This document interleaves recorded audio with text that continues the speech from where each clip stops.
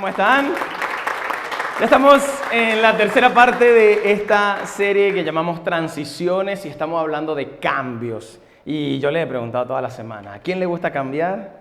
Y todos ustedes dicen, van a así como levantar la mano y con chicles, con elástico. No nos gusta cambiar, no nos gusta que nos cambien las cosas. Nos quejamos normalmente cuando cambian las cosas. Entonces, transiciones es precisamente para que primero entendamos lo que es un proceso de cambio y luego aprendamos en los cambios a hacer transiciones en nuestra vida. Tú y yo necesitamos aprender a hacer transiciones. Muchas veces hacemos cambios, hay cambios, aunque nosotros queramos o no, pero hay cambios, pero no estamos preparados para las transiciones. Y la transición es el proceso que hay en el medio del cambio. Entonces decíamos que para que existan transiciones es necesario que para que haya una buena transición requiere una reordenación mental, emocional, física, espiritual. Necesitamos reordenar las cosas. No podemos...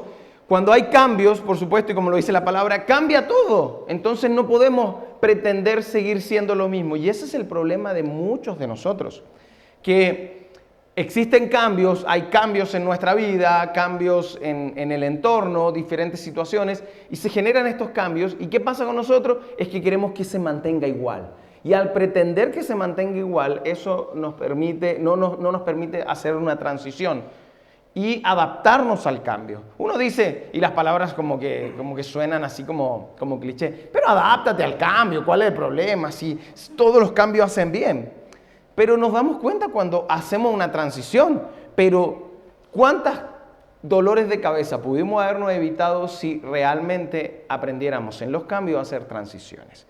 A vivir los procesos que están, a vivir una etapa de reordenación de nuestra mente, de nuestras ideas, de nuestras emociones, de nuestra vida espiritual, porque vivimos cambiando. Cambia nuestro trabajo, cambia nuestro entorno, cambia nuestra familia, incluso los matrimonios, por ejemplo, van cambiando. Cuando se casan, ya cambia la cosa, cambia de la vida de solteros, ahora cambia la vida, ya cambia de novios, ¿sí? Los que son novios, ¿les cambia la vida de soltero a novio? ¿Cambia o pololos? Cambia, ya. Imagínate casado. Cambia el primer año, cambia el segundo año. Cuando llegan los hijos, otro matrimonio. Y llega un segundo hijo y otro matrimonio. Y si tienen mucho más, y siempre va a cambiar, van a haber cambios. Entonces, en el matrimonio, en la vida en general, siempre van a haber cambios. Y tú y yo debemos aprender a vivir esta reordenación. Decíamos que los cambios son externos, las transiciones son internas. Son los procesos que vivimos por dentro. Y mostramos un esquema, el que tenemos acá, donde de alguna manera nos muestra la curva de lo que es un cambio. Hay una etapa que se llama etapa de cierre, donde experimentamos pérdida. Y la recomendación que te damos es que en esa etapa tú tienes que reconocer qué es lo que has perdido. ¿Para qué? Para que te familiarices con lo que perdiste, porque perdiste algo. A lo mejor te da satisfacción, pero la mayoría de las veces que perdemos algo nos sentimos frustrados, desorientado. Entonces, en esa etapa nosotros tenemos una pérdida. Reconocer la pérdida, tener claridad qué es lo que perdí con este cambio.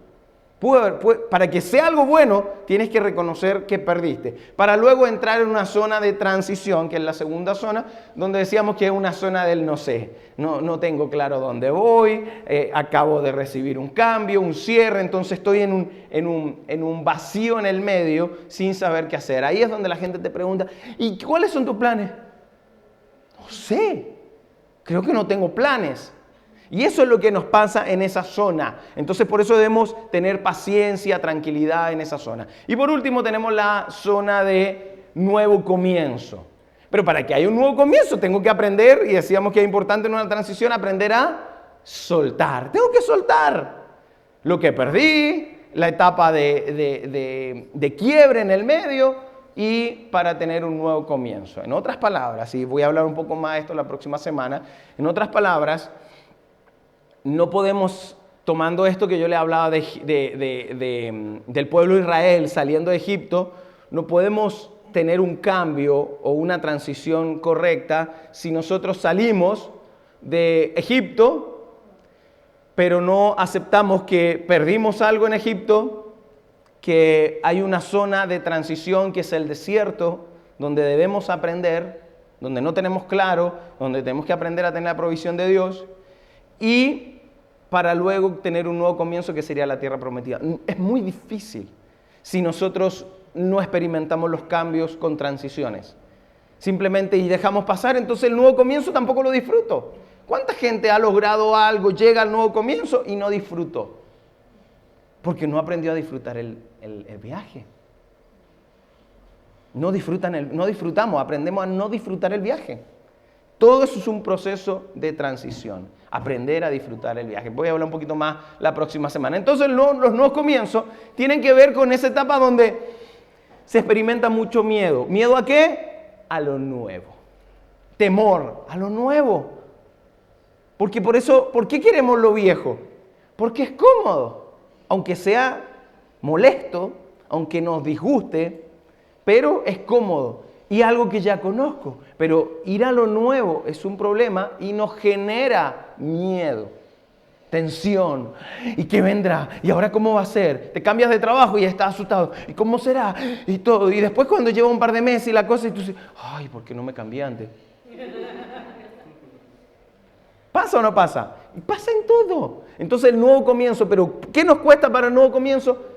Todo lo anterior, pero principalmente el temor de que viene. ¿Qué es eso nuevo que viene? Y le tenemos miedo a lo nuevo, ¿para qué estamos con cosas?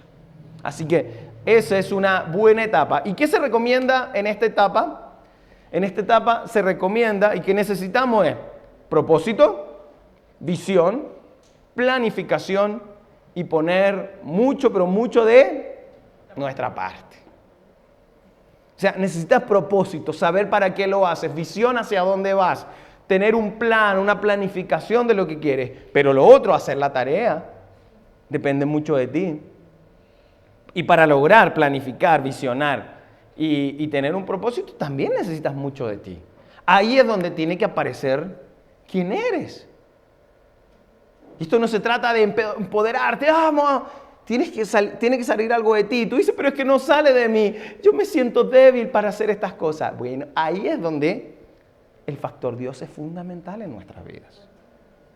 Ahí es donde yo no puedo hacerlo, porque ¿qué sacamos con empoderarnos a cada rato? Si lo que necesitamos en realidad es Dios en nuestras vidas, para que Él haga lo que yo no puedo hacer, para que Él me dé la tranquilidad que yo no puedo tener.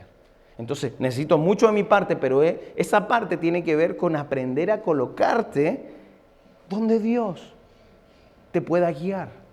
A lo mejor soltar la parte tuya, porque a lo mejor el control, Carolina nos hablaba de las transiciones y nos hablaba del control. Querer controlar el cambio es un gran problema. Controlar lo que yo hago y lo que no tengo también lo quiero controlar. ¿Cierto? Entonces, en ese punto tienes que soltar. Decir, Dios, hazte cargo de mi vida. Y eso no es irresponsabilidad, es reconocer hasta dónde llego. Por eso Pablo dijo, voy a presumir en mis debilidades. Porque cuando yo me doy cuenta que Dios se hace fuerte cuando yo ya no llego, y Dios se manifiesta en mi vida cuando yo ya no llego, entonces aprendo a soltar todo lo que no llego. Y ahí una transición poderosa es eso, aprender a poner a Dios en mi vida, que Él lo haga. Yo no tenía la capacidad en muchas cosas de mi vida a lograrlo. Yo sabía que no llegaba. Pero ¿qué pasa? Me mandé cuánto seminario pude para poder tener más herramientas para lograrlo. Y es cierto, muchas veces uno logra cosas que antes no podía y eso es bueno. Pero el factor Dios en reconocer que yo no llego, pero Él lo puede hacer a través de mí. Y no es magia, no es que ahora yo me quedo ahí, bueno Dios, hazlo. No, es, Señor, ¿sabes qué? No puedo con la envidia que estoy viviendo, que yo les contaba anteriormente. No puedo con esta adicción. No puedo con este tipo de relaciones. No puedo con todo esto que te está quejando. No puedo. Entonces, cuando tú reconoces que no puedes, Dios es como que te estás haciendo a un lado y dice, yo sí puedo hacerlo en ti. Y ahí es donde comprobamos quién es Dios en nuestra vida. Así que esa es la invitación cuando tiene que ver con propósito, plan. Todo eso lo podemos hacer. Poner de nuestra parte significa realmente aprender a hacerme a un lado. En las cosas que son más difíciles para uno. Todo lo demás nos preparamos nosotros. Pero hay una parte que que si aprendemos a poner a Dios, si eres un creyente, tienes que hacerlo. Si no eres un creyente, compruébalo con esto. A lo mejor te cuesta creer, nunca has confiado mucho en esto. Bueno, permite que Dios haga algo en tu vida. Y yo te aseguro que te va a sorprender. Así que esa es la parte del nuevo comienzo que estamos viendo. Y ahora, y yo les decía ante los miedos y todo esto, cuando había que ya entrar a la tierra prometida, a ese nuevo comienzo, Josué, que había sido el que había quedado a cargo de todo lo que había estado liderando Moisés, Dios le dice esto, y ha sido el versículo de esta serie, Josué 1:9, y le dice: yo te he ordenado que seas, sé fuerte y valiente, no tengas miedo ni te desanimes. Dios, Josué me imagino que estaba asustadísimo. ¿Alguna vez te ha tocado quedarte a cargo de algo que tú sientes que no tiene las competencias? Bueno, Josué estaba así. Estaba a cargo no de un grupito de personas, no de la oficina, no. Estaba a cargo de toda esa gente que estaba buscando una tierra prometida y él tenía que liderarlos en ese lugar. El tipo debe haber estado pero asustadísimo. Así que Dios sabía eso y lo invita: no tengas miedo, sé valiente. Y no le dice: porque tú tienes todas las capacidades. Normalmente, si vemos los llamados de Dios, es gente que no es muy capacitada. Dios normalmente no busca a los perfectos, pero puso a Josué porque fue uno de los fieles. Y le dice: no tengas miedo, no te desanimes, porque el Señor tu Dios te acompañará donde quiera que vayas. Lo único que necesito es que pongas de tu parte y te confíes en que yo voy a estar contigo todo el tiempo. Así que, y en eso termina, esa es la parte donde Josué, Dios anima. Y ojo, muchas veces este versículo es muy similar a varios más que Dios ha dado a su pueblo, pero también a Josué. Constantemente le está recordando, por eso que yo quise que en cada capítulo de esta serie tenga este versículo, porque Dios constantemente le está recordando a Josué que debe confiar en el Señor. Y ante las transiciones y los cambios que experimentamos nosotros, debemos aprender a ponerlo a Él, a confiar. Es que yo no sé si voy a poder, por eso mismo. Ponlo a Dios y Él lo va a hacer. Es que yo no sé cómo voy a llevar este matrimonio después de una crisis o en un comienzo de un matrimonio. Encárgaselo a Él. Él lo va a hacer. Él se va a encargar. Y quienes lo han experimentado, wow, tú te das cuenta y tú dices: oye, sí hay un Dios. Sí se puede.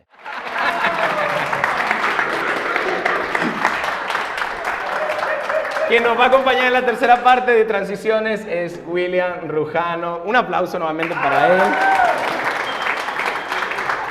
William, mucha gente te conoce, nos vas a acompañar a hablar de transiciones en tu vida, pero cuéntanos un poquito más de ti, para que los que no te conocen sepan quién.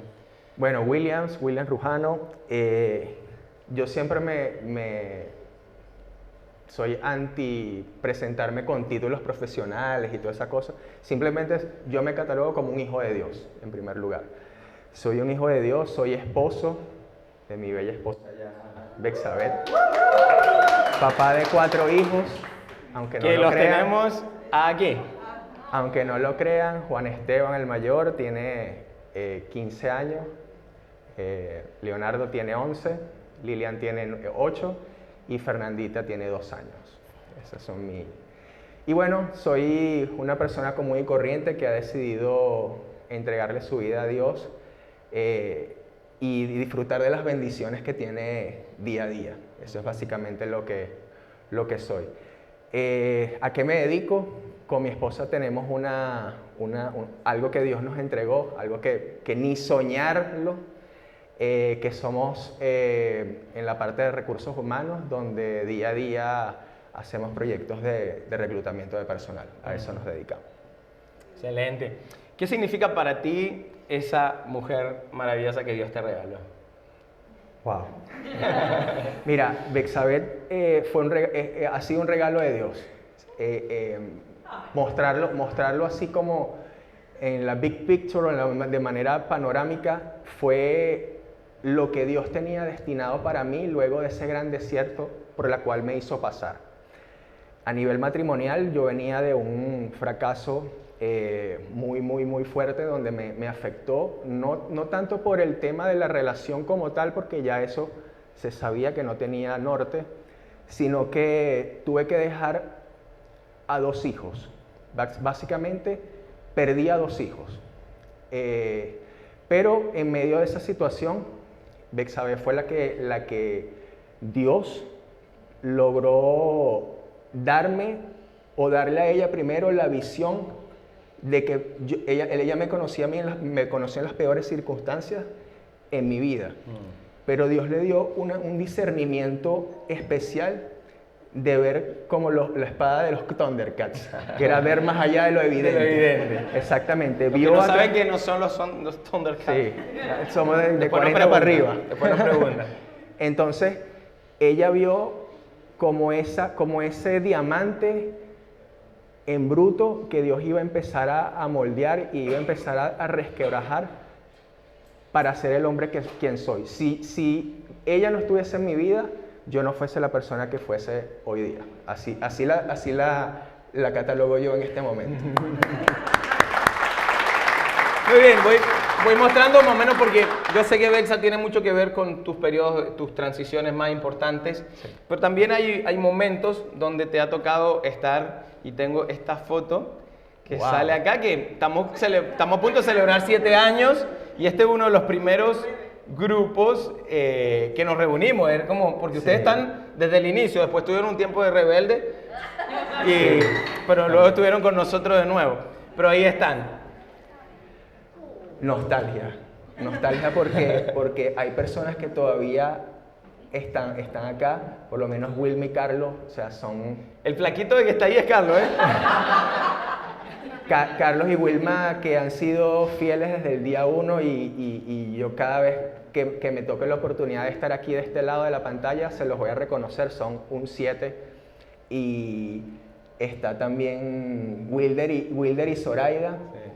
María Ángela y Ángel. Está César Suazo también, que bueno, en este momento está pasando por una situación de enfermedad bastante grave. Y estamos nosotros allá, estaba Lilian en la panza, exactamente. Eso fue en el 2015. ¿Sí? ¿Tú te acuerdas de todo? Sí, por supuesto. Sí. Nostalgia porque eso fueron las primeras sesiones de grupo donde no había iglesia, sino era grupo de plantación. Un grupito. Esto es como para traerle un recordatorio que viene el aniversario ya. Era esto y sé que sigue emocionado. Sí. Mira, también tengo acá a William. Wow. Mira que está todo galán. Sí, me recuerdo mucho de esa foto y de ese tiempo también. Yo puse esta foto porque sé que tuviste una sesión de fotos, sí, y justamente para un... Sí, pero esa sesión de fotos no es esa foto, fue otra. Ajá. Pero allí es donde yo estaba como asesor inmobiliario, porque hubo una época que para mí ha sido una de las mejores épocas a nivel profesional, que fue como asesor inmobiliario allá en Venezuela. Y esa fue una de las fotos que yo puse así como de primer plano, como para atraer clientes y todo eso. Fue una etapa muy bonita. Sí. Y fue una etapa muy bonita a nivel profesional. William, cuéntanos un poco, más o menos ya saben el entorno de William, los que no lo conocían. ¿Cómo han sido tus transiciones? ¿Cuál es tu transición más profunda o importante? Y te ponía Bex ahí porque sé que es importante en esa etapa. Mira, la primera transición más importante fue cuando obviamente invité a mi vida a Cristo. Esa fue la primera transición porque, como te comentaba, venía de una situación muy complicada. Y fue bastante curioso porque, bueno, cada quien tiene situaciones y transiciones diferentes. Hay uno que le toma muchos años en adoptar esa decisión. En mi caso fue totalmente lo contrario. Fue a través de un amigo que en ese momento fue un domingo y estaba literalmente en la lona. Estaba básicamente muy deprimido y un amigo, un ex compañero de trabajo, me llamó ese domingo y me dijo, ¿qué estás haciendo? Y yo, no, nada, aquí, haciendo nada. Te voy a buscar en un ratito que vamos a ir a un sitio donde quiero llevarte. Resulta que era una iglesia. Yo nunca había ido a una iglesia, siempre fui de tradición católica toda mi vida, estudié en Colegio La Salle en Caracas, en Venezuela, donde eso es sacerdote y monja por todos lados. Entonces, Si te hubiese dicho, vamos a la iglesia, ¿hubiese aceptado la invitación? creo que no. Creo que no. Interesante. Sí. Él solamente me dijo, ven que te quiero invitar a un lugar que te va a gustar. Así fue. Y cuando yo entré, ya la alabanza estaba como muy avanzada. Yo lo que recuerdo fotográficamente fue que cuando empezó la predicación, yo me sentía como en cámara escondida. ¿Por qué? Porque yo decía, pero es que este tipo me está hablando a mí. Y yo hacía así como que, y le dije a mi amigo, ¿tú preparaste esto? Y él me dijo, no. Y yo en ese momento lo que sentí fue, empecé a llorar. O sea, no paraba de llorar. Y cuando terminó la predicación, hicieron la oración, bueno, invitaron a las personas que hicieran la oración de fe. Y yo sentí una convicción muy grande de que ese era un paso que yo tenía que dar. O sea, yo no sabía cómo era, qué venía después, qué venía antes, no sé. Pero yo sentí de que eso fue una transición en mi vida, ese momento que cambió el curso de mi vida. Y sentí que cambió algo internamente, que cambió algo ese día en mi vida. Y fue para bien, obviamente. A los 3 meses yo me bauticé, sentía la necesidad de que había como un rompecabezas en mi vida interna, que faltaba una pieza, y ese día como que me la pusieron. Y hasta el día de hoy, fue una de las grandes transiciones. Otra transición importante, ya que mencionas el tema de Betsabé, fue afrontar todo el tema, porque todo fue muy rápido. El proceso de que llegó a mi vida, conocer a sus padres. A los pocos meses migramos de Venezuela, entonces fue una migración donde no organizamos muy bien nuestras vidas. Pasamos por un momento, un desierto literalmente en Perú, porque antes de llegar a Chile nosotros duramos 1 año y 3 meses en Perú, donde fue un tiempo muy difícil, ¿no? Fue un tiempo extremadamente difícil, pero creo que fue extremadamente necesario que nosotros pasáramos por ese desierto, porque después del desierto viene la tierra prometida. William, ¿por qué pasa eso? ¿Por qué nos llegamos al punto donde lo pasamos una temporada mal, de desierto, lo estamos pasando tan mal, y de pronto ya pasa el tiempo, ya maduramos, vivimos eso, y uno dice, era necesario pasar por ahí? ¿Por qué resistimos tanto si sabemos, los que ya hemos confiado en Dios sobre todo, si sabemos que Dios nos va a rescatar de ahí? ¿Pero por qué sufrimos tanto, crees tú? En este caso, el paso por Perú. Mira, y todo eso. Cada situación es diferente, pero te puedo hablar de mi experiencia propia. Cuando yo entiendo de que era necesario pasar por eso, es porque realmente ya uno ve lo que Dios está haciendo en nuestras vidas, empiezan los cambios, y es cuando uno día a día va empezando a conocerlo a través de su palabra, y es cuando, en mi caso, yo entendí 3 pilares fundamentales que hasta ahora han sido como un antes y un después en mi fe, que es que Dios es bueno en cualquier circunstancia, su voluntad es buena, es agradable y perfecta, y todo lo que hace, permite y deja de hacer en tu vida es para bien. Él no llega ni antes ni llega después. Y eso lo entiendes cuando tú te paras el día de hoy y dices, si disfrutar de estas bendiciones que tengo yo actualmente no sería posible si yo no tuviese que haber pasado por eso. Y es ahí donde tú te das cuenta de que, wow, Dios, o sea, llegaste en el momento justo, me diste justo lo que necesitaba, y mi vida es así ahora porque lograste darme la oportunidad y fortalecer mi fe en ese desierto. Y hago un inciso. Nuestra relación matrimonial, en ese momento, en ese desierto, habían 2 vías. O nos separábamos definitivamente o nos uníamos más. Que en este caso, ese desierto nos unió mucho más. Porque nos estábamos prácticamente conociendo en la convivencia, en ese momento. Pero ese desierto nos unió más, nos fortaleció más la fe, y decidimos, si vamos a afrontar este desierto, lo vamos a afrontar juntos, de la mano. No era una opción, ya tú por tu lado y yo por el mío, no. estamos los dos firmes. Y eso fue una de las transiciones importantes también que pasamos. Bueno. Excelente, excelente, buen periodo.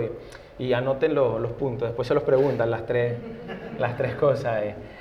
William, ¿qué vino después? Después del desierto de Perú vino Chile, que fue para nosotros la tierra prometida. Vino con bendiciones incluidas, que fue Lilian, o sea, nosotros así prácticamente poniendo un pie en Chile y Bexa queda embarazada. Fue un proceso... Tierra fértil, Chile. Sí, fue un proceso bonito porque ahí seguimos viendo la mano de Dios en nuestras vidas, porque eso fue el año 2016. Nosotros vivíamos con 2 salarios mínimos y incluir una tercera persona en la familia era un incremento del ingreso necesario importante. Y resulta que en medio de esas pruebas, Dios siempre te pone la prueba, pero siempre te pone la provisión necesaria para tú pasar esa prueba. No es que te pone la prueba y te deja solo ahí como a la deriva.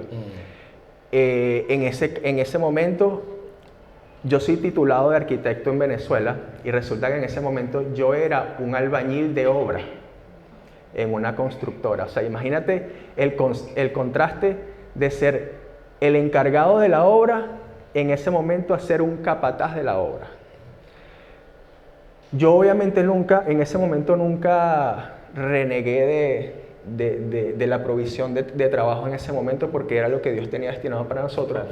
Pero en ese momento surgió una oportunidad muy importante y es un testimonio muy, muy bueno para las personas que de alguna manera hayan pasado por eso, que fue que en un momento había una persona que hacía como un trabajo como de algo más especializado, no voy a entrar en detalles, algo más especializado, y resulta que esa persona faltó ese día. Y el supervisor dijo, William, ¿tú puedes hacer este trabajo? Y yo, por supuesto. ¿Por qué? Porque yo lo acompaño a él y sé qué es lo que hace. Bueno, mañana hay un trabajo súper urgente que hay que hacer y yo necesito que tú hagas ese trabajo. Perfecto, ok. Yo agarré, llegué a mi casa, me vi 700 tutoriales de YouTube en referencia a lo que significaba hacer una instalación de un sistema de filtrado de piscina. Yo dije, Señor, yo no sé cómo voy a hacerlo el mañana, pero tú me vas a dar la sabiduría necesaria para hacerlo. Aún así te preparaste. Por supuesto.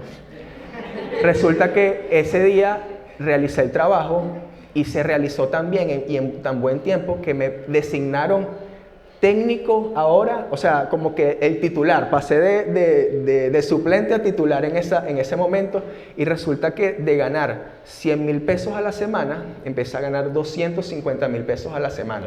Entonces, para una niña que venía en camino era súper bien y fue la provisión necesaria para afrontar esa transición de vida que era una... Pobrecito el que faltó ese día, pero bueno, que... Sí. A lo mejor ese día no oró, qué sé yo. No, igual siguió trabajando en esas cosas, pero me pusieron en otros frentes de trabajo. Bien, Dios hace para todos bien. Sí. Qué bueno, Willem. Nace Lilian, empieza todo un proceso, ya empiezan a conectarse con la iglesia. Sí, cuando nosotros llegamos acá conectamos de una vez con New Life, con el grupo de plantación. No se llamaba New Life, por cierto. Bueno, exacto, no se llamaba New Life. No teníamos nombre. Era solamente grupo de plantación. Allí empezamos a crecer, empezamos a integrarnos, conocer personas, que era importante. Conocimos personas muy importantes para nuestra vida que hasta el día de hoy son uno de nuestros mejores amigos y nuestros mentores. Tú los conoces, Paola y Gastón, que aunque ellos no están asistiendo físicamente acá, pero han sido para nosotros un pilar de mentoría, un pilar de acompañamiento, y eso es importante. Y paso a paso empezamos con el tema del grupo de plantación, nacen los grupos de vida. Me recuerdo que los grupos de vida se hacían era un departamento de 30 metros cuadrados y éramos como 18 personas. O sea, imagínense la cantidad. O sea, al final después hubo menos personas, se multiplicaron y eso, pero básicamente esa era la dinámica. Y pasó algo interesante, porque William era anfitrión del grupo. Exactamente. No era encargado del grupo de vida. Y pasó lo mismo de las piscinas. El que estaba encargado no solo no fue una vez, fue una vez, no está aquí, le pegamos. Pero fue bueno también. Y resulta que William tuvo que quedarse a cargo y dice, bueno, está toda esta gente en mi casa, algo tengo que hacer, ¿no es así? Sí, fue súper cómico porque ellos vivían en el mismo edificio. Y yo le decía, hey, pero mira, el grupo, no, X, Y, Z. Bueno, amor, hay que meter el pecho a esto, le dije yo. Y wow, fue tremendo porque lo que tú decías anteriormente, Dios no nos capacita para esas cosas. Dios solamente necesita una persona disponible y dispuesta a genuinamente servirle en el momento en donde Él te necesite, y Él te va a capacitar.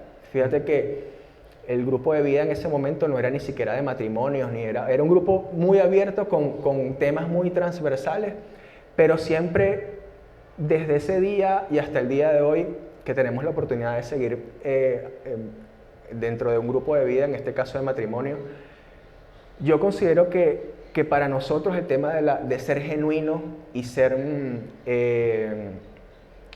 exponer tu corazón de lo que Dios ha hecho en tu vida, conecta mucho más de ponerse en una posición de superioridad y de que yo soy el perfecto y ustedes son los que están aprendiendo, para nada. O sea, simplemente ser vulnerables y tener un corazón dispuesto a abrir lo que Dios ha hecho en tu corazón. Creo que eso conecta, y por eso es que somos básicamente una familia en los grupos de vida. En ese tiempo William no era, bueno, como ninguno, no eras la persona que eres hoy. En ese tiempo había situaciones muy difíciles, había desorden como en muchos de nosotros, y fue un tema porque a nosotros como pastores también nos rompió un esquema. Sí. Dios nos rompió un esquema. ¿Por qué? Porque nosotros veníamos de un área donde decían, ustedes deben hacer esto, los grupos de vida los deben liderar esto. Entonces nosotros habíamos hecho como la tarea correcta, bíblicamente o eclesiásticamente hablando. Entonces, William toma a cargo el grupo, entonces con los estándares que pedían, en este caso William no los cumplía, entonces, y enseguida empecé a recibir críticas como pastor, porque yo estaba súper de acuerdo. Yo veo que William empieza a hacer esto, y esto yo sé que de alguna manera el Señor nos había dado una paz de que lo hicieran. Aparte que me encantó el que lo asumiera, ya diferente. Entonces, y empiezo a recibir críticas dentro de la misma iglesia, que ¿cómo es posible? ¿Quién es William? Y que esto, y yo, a mí todo lo contrario, cuando me critican a alguien, más ganas me dan de... Yo, desgraciado, no. Y dije, no, el Señor tiene algo importante, y la persona me dice, dame una explicación, y yo por supuesto no le iba a contar, y le digo, eso es problema mío. Sí, me comí, pero es problema mío, yo tomé la decisión, y yo permití que William siga. Y eso fue algo tremendo para ustedes dos. Como el que Dios haya permitido personas no capacitadas quizá, o que uno crea que no está capacitado, que Dios te dé esa oportunidad. Porque no tuvo que ver con, el pastor me dio la oportunidad. Eso fue Dios. Sí, fue un momento difícil porque también eso como que nos desanimó un poco ese tema. Pero yo estaba confiado porque yo no te pedí a ti que me pusieras enfrente de algo, sino básicamente fueron como las circunstancias, pero yo sabía que ya era Dios así como que empieza. Entonces yo así como que, dame un momento, pero de igual manera se asumió. Sí, después ese fue, digamos, uno de los motivos también porque nos dio paso a organizar nuestras vidas.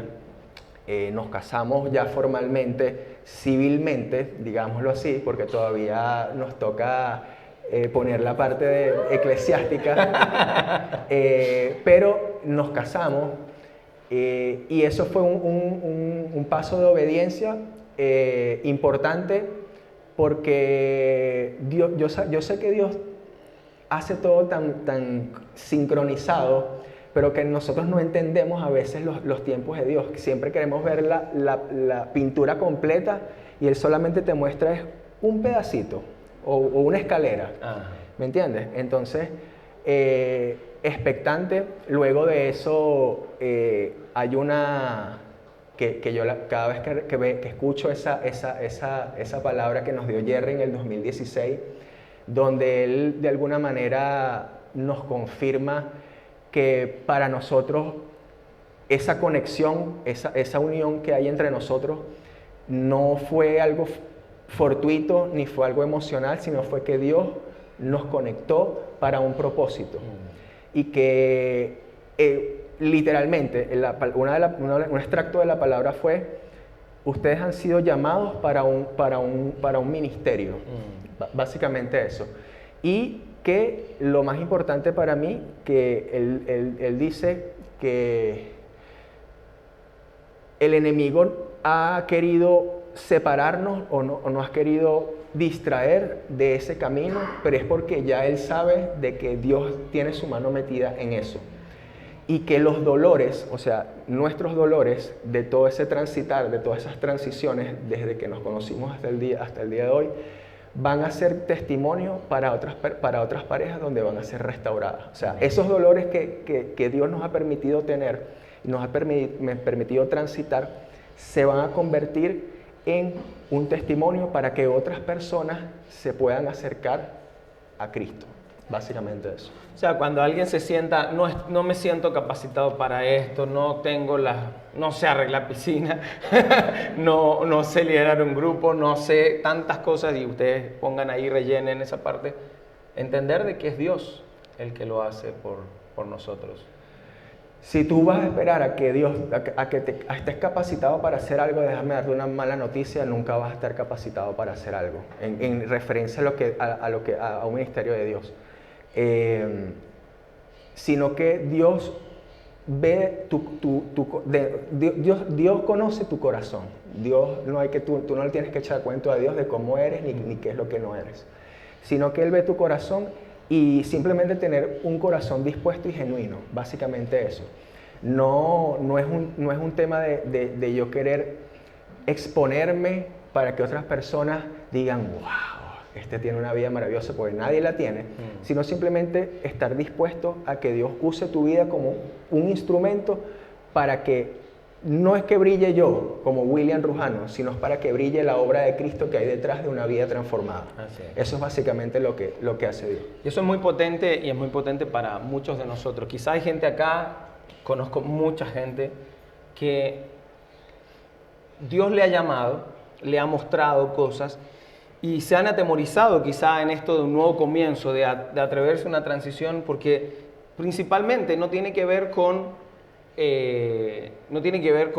Dios o con el entorno, sino quizás no siento la preparación para hacerlo, o no tengo el tiempo, o no tengo... Y son muchas trabas que nosotros mismos nos ponemos, y yo creo que esta historia sirve mucho para personas que viven esa situación, que están ahí y dicen que no, y alargan los procesos, cuando quizá lo que deben aprender a decir: sí, ok, aquí estoy, me estás llamando a hacer algo, no tiene que ver con un grupo, quizá alguna acción, algún ofrecimiento a alguien, y tardamos, no estoy preparado, y entender de que es Dios quien nos prepara, es Dios quien nos capacita, el Dios es que muchas veces nos pega ese empujón, y rompiendo muchas veces los esquemas. Y si revisamos la Biblia de tapa a tapa, vemos que la mayoría de los llamados son así. Sí. La mayoría de las personas que recibió un llamado de parte de Dios no se sentía capacitada.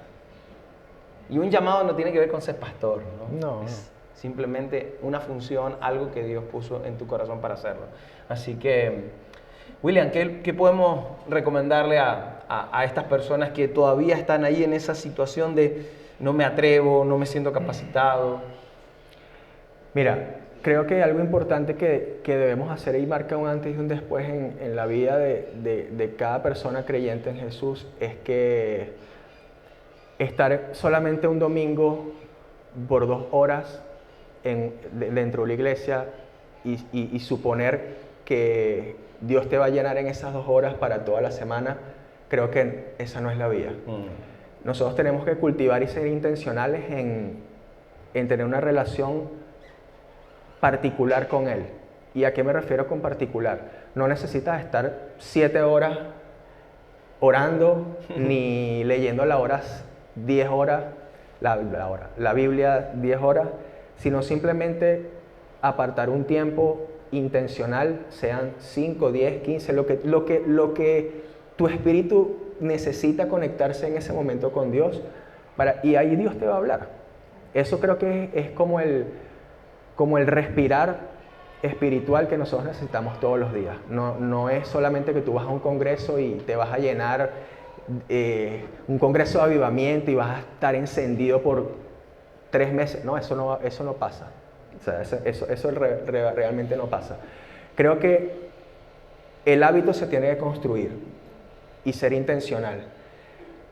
No tenemos a veces las ganas de hacerlo, pero nosotros tenemos que hacer el tiempo para hacerlo.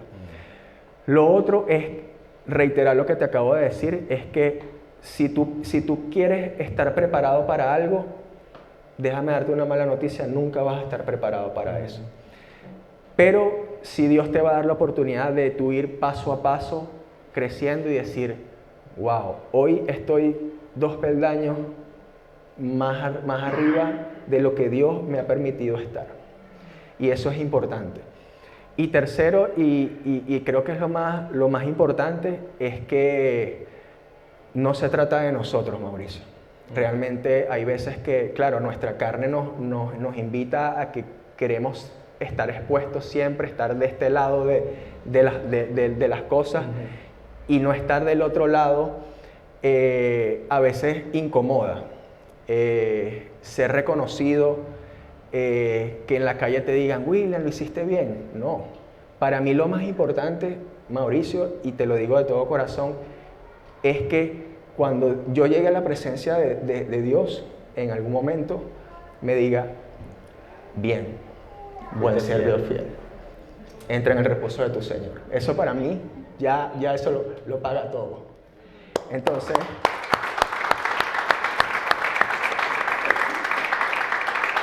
eso, de que si estamos buscando perfección, el único perfecto que hizo todo perfecto es Cristo, y lo hizo por nosotros. Y si hoy te caes, mañana tienes la oportunidad de volver a los pies de Cristo y volver a empezar. La carrera no está terminada, estamos apenas en un tramo de la carrera, como dijo el apóstol Pablo. Estamos en una carrera donde nunca vamos a estar en perfección, pero sabemos que cuando se termine la carrera, que es cuando termine nuestra vida, vamos a entrar en la presencia de nuestro Señor, y ahí es donde vamos a ser perfectos. Pero no es porque yo lo merezco o porque yo trabajé para eso, sino porque Cristo lo hizo por mí. Eso. Así es. Excelente, William. Muchas gracias por compartirnos todo esto. Y sí, bueno, a aceptar las transiciones que nos toca aceptar. No nos sentimos preparados ni capacitados, a confiar en el Señor en esta etapa que decíamos, en esta etapa de cierre, un nuevo comienzo. Siempre va a tener temor, vamos a sentir temor, le tenemos miedo a lo nuevo. Sin embargo, Dios está con nosotros y debemos aprender a vivir eso, pero eso tiene mucho que ver con lo que decía William, es tomar el tiempo y la disciplina para buscar de Él intencionalmente, que es la parte que le decía, hay que poner de nuestra parte, ponerla en Dios. William, muchas gracias. Vamos a orar, ¿parece? Padre, gracias por tu amor, por tu bendición, por tu cuidado en nuestra vida. Gracias por la vida de William. Gracias por lo que tú has hecho en su vida, en la vida de Bexa, de sus hijos, Señor. Gracias por lo que tú estás formando en él. Amén. Padre, gracias por tu fidelidad, gracias porque él confió en ti, Señor. Sigue animándolo, Señor, a seguir creyendo en lo que tú haces, Señor, a seguir siendo fiel a ti, Señor. Gracias por su vida y porque él ha entendido que no se trata de él, sino de lo que tú haces a través de él, Señor. Amén. Así que gracias, Padre, gracias por cada uno de los que estamos acá, aquellos que nos ha costado decir sí a Dios, en algunas cosas o afrontar transiciones porque tenemos miedo. Padre, ayúdanos a confiar en ti. Si todavía no lo hemos hecho, si todavía no te conocemos, este sea el momento, Señor, para probar, para saber cómo eres tú, Señor, para conocerte y que tú te manifiestes en nuestras vidas. Gracias, Amén. Padre, en el nombre de tu Hijo Jesús. Amén. Amén.